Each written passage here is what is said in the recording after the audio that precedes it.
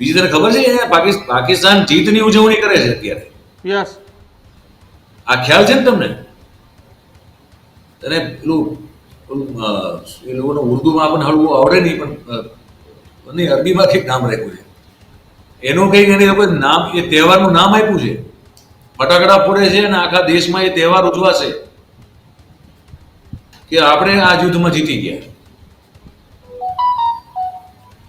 આમાં ઇન્દિરા ગાંધી યાદ ન આવે તો દીક્ષિત કોણ યાદ આવે? તું કે બોસ. એટલે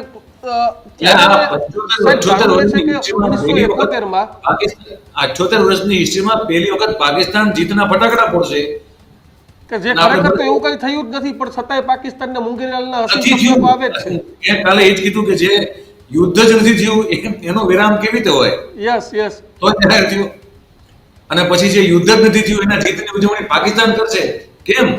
પાકિસ્તાન ઇન્ટરનેશનલ કોમ્યુનિટીમાં એક ધારું ગાય વગાડીને એવું કહી રહ્યું છે કે આ પહેલગામ હુમલાની પૂરી તપાસ થવી જોઈએ અને એમાં અમે જે કોઈ સહયોગ આપવા તૈયાર છે. હવે આ આવું કે છે બધે જઈને. સાંભળ, આજ સુધીમાં આવું નથી થયું ક્યારે.